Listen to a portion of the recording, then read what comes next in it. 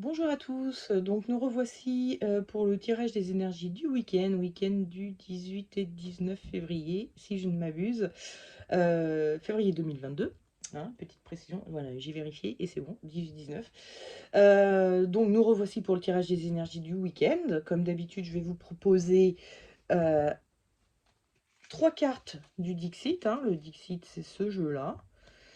C'est une des extensions du Dixit. Là, je vous montre quelques images comme ça en passant. C'est un jeu très sympa avec des illustrations très parlantes, hein. Je sais pas si vous voyez, mais bon, il y a quand même. On peut en raconter des histoires avec ça. D'ailleurs, c'est tout le principe du jeu du Dixit. C'est un jeu dans lequel on doit raconter des histoires avec l'aide des cartes, inspiré des cartes. Bon. Donc, je vous présente 3 cartes du Dixit. Vous choisissez celle qui vous plaît le mieux, qui vous correspond le mieux. Et voilà, pardon. Il faudrait que je prenne de l'eau avec moi. À chaque fois, je me le dis et puis j'oublie. Bref, donc vous choisissez la carte du Dixit qui vous plaît mieux et ensuite vous pourrez vous reporter au tirage des énergies de votre week-end que je fais avec le tarot Meunier. Ça, c'est le tarotage, le dos. Et ça, ce sont les cartes. Bon, bah, c'est un tarot hein, qui a été redessiné, inspiré de plusieurs anciens jeux de tarot. Mais enfin bon, on reconnaît bien l'esprit du tarot habituel, tout classique. Voilà. Bref, et je vais vous proposer aussi en plus un tirage de runes. Donc ça c'est le dos de l'oracle des runes. Et ça ce sont des cartes. Donc on voit les runes qui sont là et puis une illustration qui est censée voilà, parler un peu de cette rune là. Bref, donc vous allez voir un tirage avec le tarot et une petite carte de rune en plus pour vous donner un conseil supplémentaire. Donc je vais commencer à vous présenter les cartes du Dixit. Au début, je ne fais que vous les montrer pour que vous puissiez choisir sur le visuel si vous préférez. Ça, c'est la seconde. Et ça, c'est la troisième. Je rapproche un peu pour que vous voyez. Et puis maintenant, je vous les explique pour ceux qui préfèrent les explications. Donc la première carte. Nous avons un petit personnage qui est sur, en fait, elle est dans un bol de lait avec des céréales, hein. C'est une céréale. Je ne me rappelle plus le nom de ces céréales, les Tyros, je sais plus. Bref. Et il y a une cuillère, donc probablement quelqu'un qui est en train de manger les céréales. Et moi, ça m'a fait tout de suite penser au fait d'avoir la peur. En plus, le personnage est un peu flippé. On voit que son regard est un peu en stress. C'est le fait d'avoir le sentiment qu'on va se faire bouffer tout cru. Donc qu'on va se faire engueuler ou attaquer. Mais bon, vous verrez après, j'ai plutôt pensé à une engueulade. Parce que vous avez peut-être fait une petite bêtise. C'est des choses qui arrivent, hein, c'est humain. L'erreur est humaine. Alors, la seconde carte, on voit ici plein de jarres, hein, des pots, des jarres. Et dans l'une d'elles, il y a un personnage qui en sort.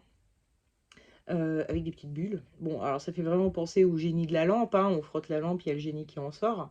Et dans euh, les dernières, c'est surtout dans des séries que j'ai vu ça, où il y avait un personnage qui sortait, un génie, quoi, hein, qui sortait d'une bouteille de n'importe quoi. Souvent, le génie disait que, ça fait même carrément penser, je suis bête, à Aladdin, le film de Disney, quoi, où le génie, son rêve, c'est d'en sortir de sa bouteille, quoi. C'est qui se sent étriqué, enfermé là-dedans et il a qu'une envie, c'est d'en sortir. Donc il est déjà content qu'on frotte la bouteille. Et si en plus on le libère, on donne un de ses vœux à ce génie pour qu'il soit libéré, et ben, il est encore plus heureux. Bref, ça m'a fait penser à ça, mais donc il y a quand même un côté où on est étriqué, on est serré, il y a un truc qui nous oppresse un peu. Et là, tout d'un coup, on peut en sortir de ça. Donc ça peut être une situation, hein, tout bêtement, vous étiez dans une situation qui était très contraignante et vous en sortez. Enfin, ça s'arrête, quoi. Ou ça peut être, et je pense qu'il y a, ça va être beaucoup plus ça pour la plupart d'entre nous, c'est qu'il y a un verrou intérieur, un blocage intérieur qui vient de sauter. Et ça vous permet ça vous allège un peu, ça vous libère un peu.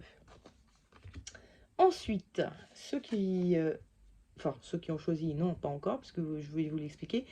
Voici la troisième carte, donc, où nous voyons un arbre qui est dans une forêt, a priori, bon bref, un arbre, sur lequel il y a toute une ville ou un village. On pourrait...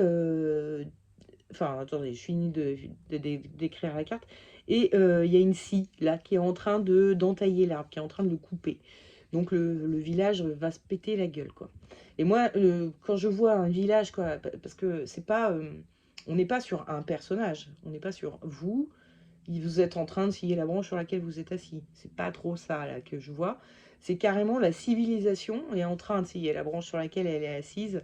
Et ça vous effraie. Si vous êtes un peu apeuré par le monde actuellement, où vous vous dites ça peut pas bien finir, ou tout part à volo. Enfin bon, là, en ce moment, si on parle d'actualité, il y a la Russie, l'Ukraine, il y a le Covid, il y a pardon, les élections présidentielles avec un certain nombre de candidats, parfois pas très... enfin, qui font un peu peur, quoi, on va dire. C'est-à-dire qu'on n'a pas l'impression que ça va sauver la France. Euh, Bref, il y a tout un contexte général. Il y a l'écologie aussi, évidemment, hein, tout le côté écologique où on est vraiment en train de se faire du mal, hein, nous les humains, en plus de faire du mal au reste de la planète. Donc c'est vrai que ça peut être un petit peu angoissant, flippant, c'est une situation comme ça. Donc si vous êtes actuellement comme ça, hein, si c'est vraiment tout ça, ça vous pèse, ça vous plombe, ou ça vous met en colère, etc., la carte elle est pour vous. Ensuite, passons au tirage des énergies de votre week-end, à commencer par celui de ceux qui auront choisi cette carte. Vous avez l'impression que vous allez vous faire bouffer tout cru. Et en énergie du week-end, je tire la Maison Dieu. Alors la Maison Dieu, c'est quand même... on a des personnages qui sont dans une tour, ou à proximité du moins, et il y a la colère divine qui leur tombe carrément dessus, quoi. Hein. Il y a vraiment cette notion de ça vient d'en haut, pardon, et ça vous fait carrément sauter le cerveau, quoi. Vous êtes... ça fait un peu penser à la fuite mentale, hein, quand on s'en prend une bonne dans la gueule, là. Pardon pour les gros mots, mais voilà, c'est... Donc il y a ce côté où vous sentez un peu agressé, vous vous sentez un peu violenté, parce que c'est violent, hein, ça vous tombe dessus un peu, euh, entre guillemets, par surprise, hein, vous vous y attendez, vous savez que vous allez vous faire bouffer tout cru. Mais du coup, la façon dont ça se fait, ça vous paraît à vous, en tout cas, violent, même si c'est justifié. Et la raison pour laquelle je me suis dit, peut-être que vous avez fait des bêtises et que c'est pour ça que vous vous attendez à vous faire bouffer tout cru, c'est parce que c'est la maison Dieu, hein, c'est la colère divine. Donc c'est la colère de quelqu'un au-dessus de vous, ou qui n'est pas forcément au-dessus de vous, mais avec Dieu, enfin, on dit que Dieu ne se trompe jamais. Dieu a une juste colère. Il y a vraiment ces notions-là, excusez-moi, il y a ma batterie qui est faible. Il y a vraiment cette notion-là que vous êtes... c'est justifié, hein, la colère qu'on a contre vous. Donc, bon... Et alors, le conseil du tarot, c'est la force. Le déconseil, c'est la mort. Et j'ai tiré une petite runette. C'est Anne-Souze. Alors Anne-Souze, je vous montre la rune, elle est là. Hop. On la voit là aussi. Hein. Bon, on en parlera après. Alors le déconseil pour commencer, c'est la mort. La mort, c'est un personnage, je vous le dis assez souvent, hein, pour ceux qui me suivent, elle a les dents très serrées, elle est en colère. C'est un personnage qui va se mettre en colère assez facilement. Alors, colère humaine, hein, justifiée, vous vous en prenez plein la gueule, ça vous énerve, vous vous sentez agressé, donc vous avez une réaction, hein, quand on se sent agressé, soit on fuit, soit on est tétanisé, soit on agresse en retour. C'est les 3 réactions possibles et bah, le fait de se justifier, de dire, «Non mais c'est pas vrai» ou des choses comme ça, c'est juste humain. Mais le tarot est en train de vous dire: «Essayez de contrôler ça, ça va pas vous aider» parce que, bah, si vous êtes, si quelqu'un en face de vous est en colère, que vous vous mettez vous en colère, ça va que rajouter de la colère à la personne en face de vous et ça va monter crescendo donc pas bon quoi, hein, vous voyez bien le principe. Donc ça vous conseille plutôt d'être dans l'énergie de la force. Quand je dis ça, je parle du tarot que je vous conseille. Il faut vraiment que je prenne de l'eau quand je fais les vidéos parce que j'ai un peu tendance à parler vite et un peu longuement, hein, du coup. Donc, la force. J'en étais à la force. Donc, la force, c'est un personnage qui, bon, déjà, est beaucoup plus calme. Hein. Enfin, si vous voyez, ce personnage-là est quand même beaucoup plus en colère que ce personnage-là, qui est plus calme en apparence. Après, ce n'est que en apparence, parce qu'il y a quand même un animal avec elle, un lion qui plus est, donc c'est quand même pas un animal très, très facile. Mais elle maîtrise le lion, déjà. Elle maîtrise sa part animale, sa part instinctive qui voudrait qu'elle va réagir, comment dire, impulsivement à cette engueulade qu'elle se prend. Et elle va donc, plutôt que de exprimer et laisser parler le lion, elle va lui ouvrir la gueule, elle, pour qui s'exprime, mais de façon plus... c'est-à-dire que le principe, c'est d'exprimer votre colère en disant à la personne en face de vous, quand tu me parles comme ça me met en colère. J'y peux rien, j'aime pas. Donc si tu as quelque chose à me reprocher ou à me demander parce que tu estimes que je fais pas bien les choses, vraiment, je pense que ce serait mieux que tu me le dises gentiment pour que la conversation puisse aboutir et qu'on trouve une solution ensemble. Vous voyez ce que je veux dire? C'est une façon de dire, je suis en colère, mais je me laisse pas emporter par elle et j'essaye de trouver quand même un terrain d'entente et une solution. Et Ansuz, c'est une carte, enfin une rune, pardon, excusez-moi, qui parle, en fait, c'est une rune qui veut dire Dieu. Et c'est une rune qui parle des conversations qu'on a avec les dieux, avec les anges, avec ce qui est invisible, et en particulier avec ce qui est au-dessus de nous. C'est une carte qui va parler de la communication qu'on a avec ces dieux-là, mais aussi de manière générale à la communication en général. Et c'est donc aussi la carte de l'inspiration qui vous permet de faire des vers en poésie, etc. Mais là, en l'occurrence, hein, c'est un conseil qui qui vient un peu renforcer le conseil que vous donnez le tarot, qui vous disait essayez d'exprimer calmement les choses et de ne pas vous emporter, laisser vos émotions vous emporter, en particulier l'émotion de la colère. Les runes viennent renforcer en disant oui, faites attention à la façon dont vous parlez, dont vous communiquez, parce que vous êtes fautif a priori. Donc ne rajoutez pas à votre cas, quoi. Vous avez fait une petite connerie, bon, faut un peu l'assumer d'un côté, et de l'autre, essayer de faire en sorte que la personne en face de vous se calme, et pas remettre de l'huile sur son feu, en fait. Voilà, c'est un peu ça que vient vous dire le tarot. Mais vous inquiétez pas, tout va bien, tout le monde fait des conneries, et puis ce sont des bonnes leçons pour l'avenir. Vous en faites pas. Alors, maintenant, passons à ceux qui ont choisi cette carte-ci. Donc là, il y a un verrou qui saute ou une situation qui se libère et vous vous sentez plus léger. Et je tire en énergie du week-end le monde. Donc là, on voit qu'il y a plein de jarres, donc il y a plein de verrous pour plein de gens.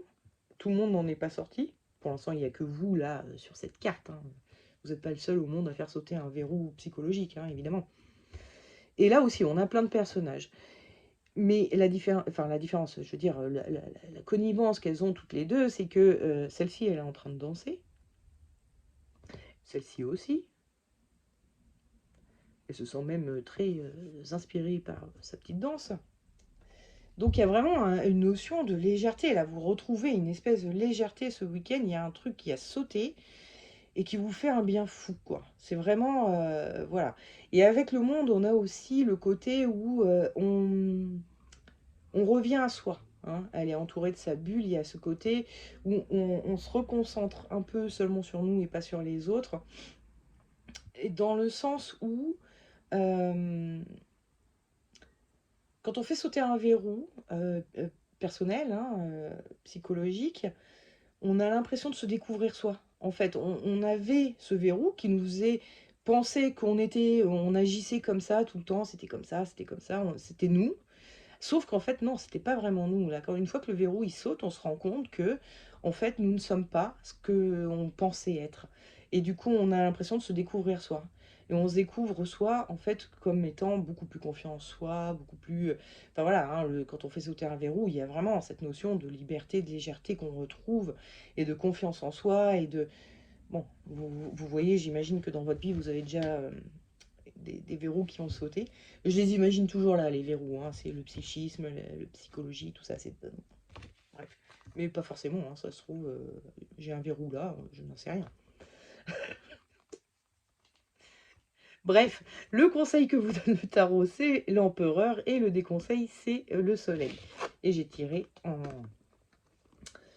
rune Manaz. Non, elle est là, hop, la petite... Non, attendez, celle-ci, elle est plus visible, hop.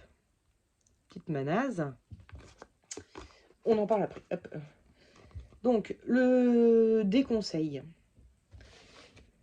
On a le soleil. Le soleil, on a donc, hop, je vais la mettre devant, deux personnages qui sont très proches, tellement proches qu'en fait on dirait des jumeaux, hein, et puis surtout ils se touchent, etc. etc. Pardon. On déconseille, c'est-à-dire de façon que si on interprète négativement le soleil, hein, chose que tout le monde ne fait pas. Il y a plein de gens qui disent ouais, si on a le soleil dans notre stratégie de tirage, là où sont les obstacles, là où sont les faiblesses, là où sont... Ben en fait ça veut dire qu'on n'en a pas. Euh, what? Non, moi je suis pas trop d'accord.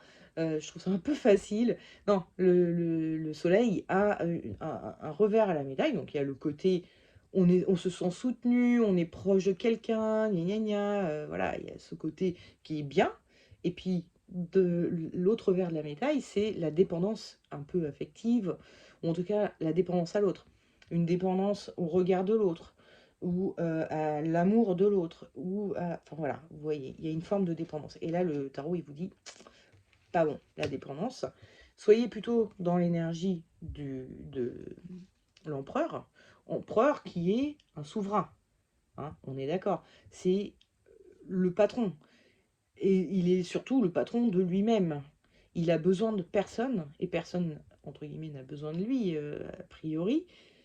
Mais... euh, ça n'empêche pas d'être bien avec les autres, mais vous comprenez ce que je veux dire. Il n'y a plus ce lien affectif, toxique, qui vous oblige à faire des choses comme ci, comme ça, parce que vous avez peur de ne plus être aimé, gna gna gna. Non, là, vous êtes vous-même,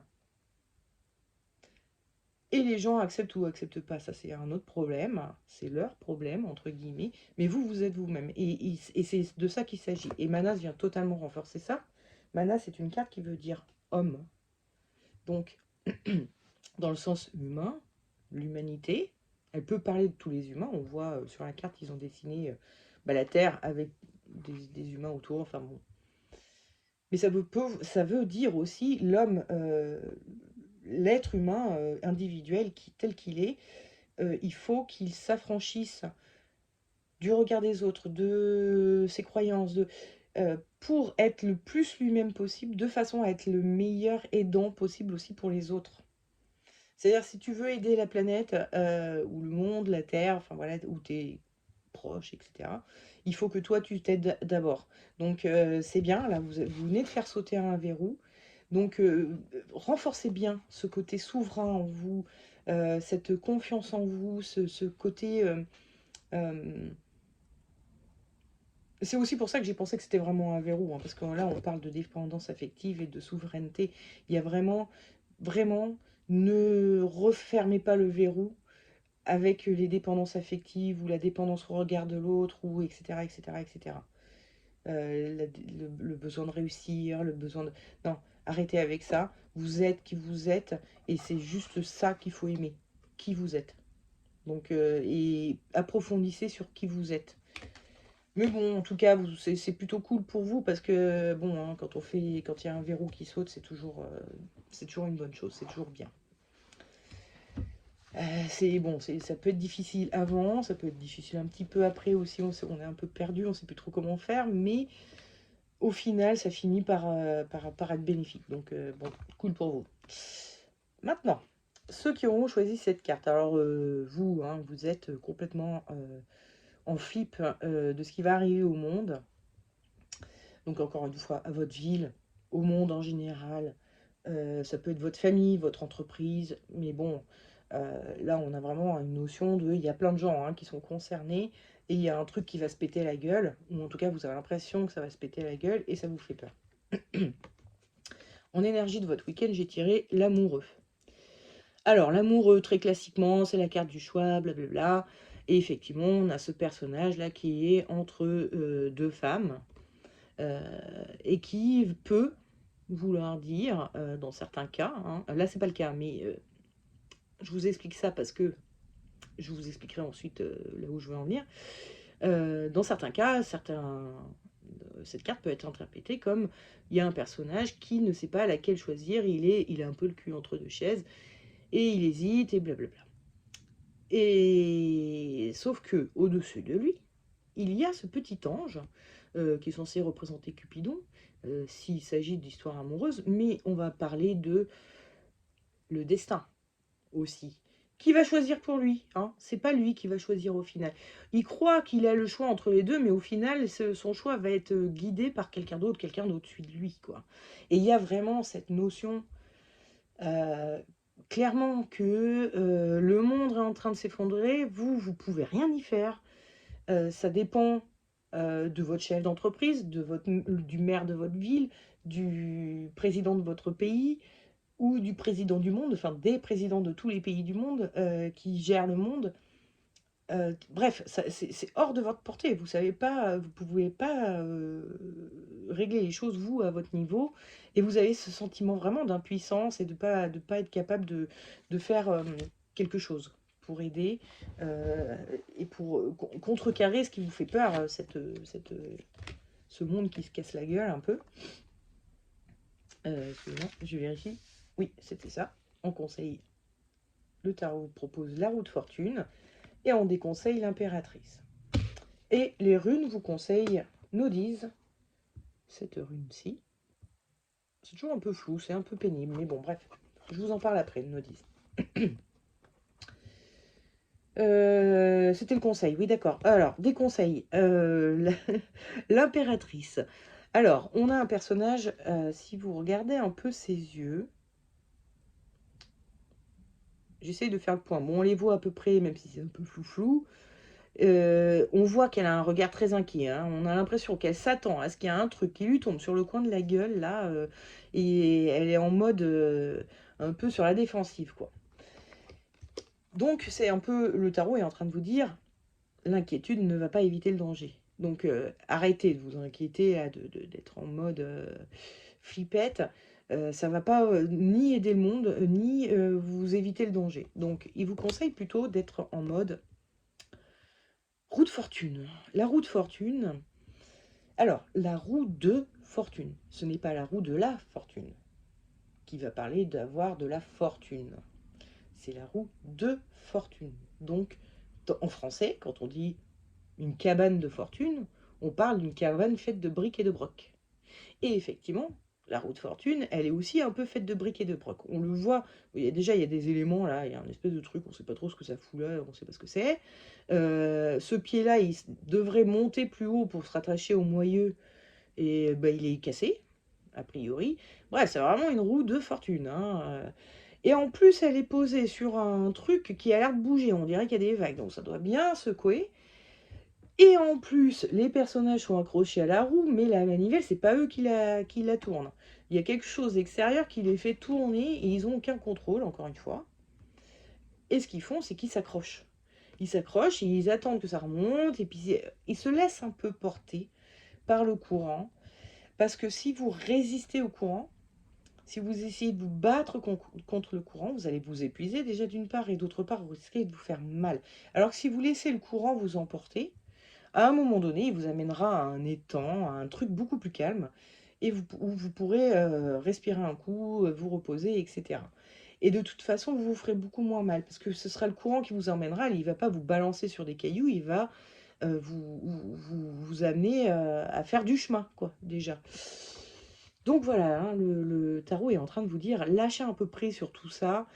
Effectivement, vous n'avez peut-être pas beaucoup de possibilités de faire changer les choses. Vous ne pouvez pas les faire changer. Donc vous, tout ce que vous pouvez faire, c'est tenir le coup, essayer de vous en sortir vous, pas trop vous épuiser contre, même si ça n'empêche pas comment dire, de pas accepter des choses qui sont inacceptables ou je ne sais quoi, hein, mais euh, de, de- d'agir en son âme et conscience. Si par exemple, je sais pas,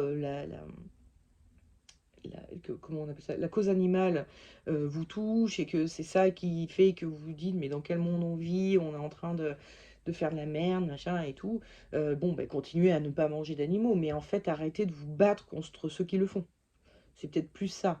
Ou alors faites-le de façon beaucoup plus gentille, beaucoup plus bienveillante, et pas en mode t'es qu'un connard parce que tu manges de la vache, quoi. Vous voyez un peu ce que je veux dire.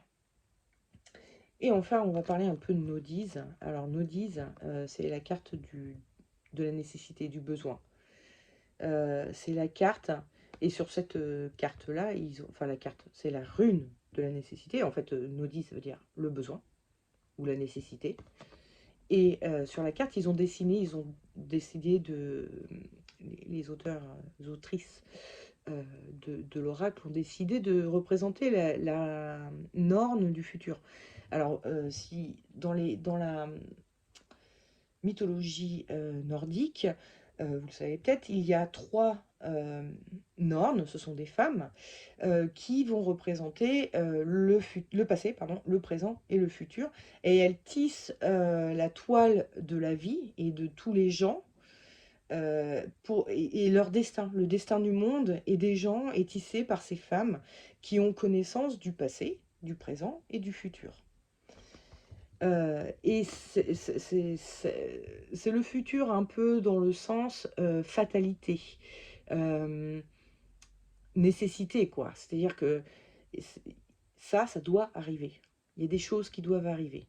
Et là, les runes viennent vous dire, il y a des choses par lesquelles il faut passer. Parfois, on passe des épreuves, alors que ce soit à un plan personnel ou à un plan familial ou à un plan mondial, carrément, on peut le voir comme ça.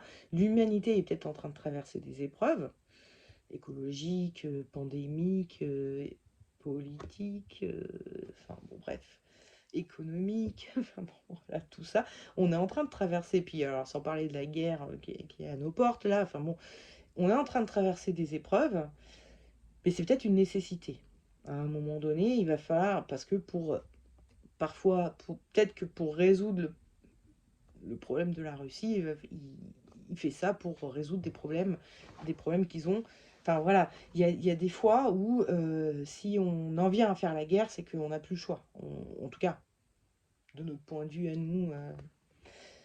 Donc c'est ça, c'est un peu accepter le monde tel qu'il est et votre avenir tel qu'il est et l'avenir de l'humanité ou de votre famille, de votre entreprise, blablabla, tel qu'il est. Il y a des fois on n'a pas le choix, on est obligé de traverser des épreuves, on est obligé de traverser des phases un peu comme ça, un peu auto-destructrices. On peut pas empêcher le monde de s'auto-détruire, quoi. Ça, c'est juste pas possible. Vous pouvez juste faire en sorte de l'accepter, d'en avoir conscience et donc de l'accepter. Et pour ensuite vous dire, bon, bah, quel monde je veux, dans quel monde je veux vivre, et puis je vais essayer de me construire ce monde-là à une échelle plus petite. Ouais, ok, je vais me faire une petite bulle qui sera un peu à part du reste du monde, mais moi, au moins, voilà, j'aurais fait, voilà, c'est un peu le côté part du colibri. On sait bien que c'est pas grand-chose, mais peut-être que ça va inspirer d'autres gens finalement à faire la même chose que vous. Et du coup, si vous êtes des millions de colibris, ben, ça fera plus qu'une pompe à... je sais pas si vous connaissez l'histoire du colibri, je crois que c'est un conte africain. Et c'est là-dessus que s'était basé euh, Pierre Rabhi et Cyril Dion. ou Cyril Dion, je ne sais plus qui exactement a créé l'association du colibri, qui consiste à faire, à faire enfin bon, c'est très permaculture, agriculture raisonnée. C'est une association qui essaye de faire en sorte qu'on arrête de dévaster la France, pour commencer, avec des produits chimiques pour faire pousser du blé pour nourrir des vaches, enfin bon bref, voilà, vous voyez un peu. Et ils ont pris l'exemple de ce petit conte du colibri où il y a une forêt qui flambe, tous les animaux de la forêt sortent et sont complètement catastrophés de voir leur forêt flamber. Et le colibri, il va dans une mare ou dans un étang, je sais pas quoi, il prend une petite béquille d'eau, puis il va l'acheter dans le feu. Et puis il recommence, hop, il jette sa petite béquille d'eau dans le feu. Et quand les animaux lui disent, mais qu'est-ce que tu fais? Ça sert à rien ce que tu fais, ça va jamais marcher. Et il dit, je sais, mais bon, moi je fais ma part, quoi. Je fais ce que j'ai à faire. Ma seule solution, moi, tout ce que je peux faire, c'est d'apporter toute l'eau que je peux. Donc ben voilà, je fais ce que j'ai à faire. Donc voilà, c'est ça un peu la part du colibri. Donc essayez d'être en mode petit colibri et pas en mode euh, arrêtez de vous vous faites du mal en ayant peur, en voulant aller contre, en étant toujours dans la combativité, vous vous faites du mal. Donc essayez de voilà, hein, calmer un peu les choses, de faire votre part et surtout de vous assurer à vous un avenir radieux et heureux. Voilà. Bon, bah voilà, plus ça va, plus je fais long. Donc, bah écoutez, je vais arrêter là maintenant, hein, pour pas trop rallonger cette vidéo.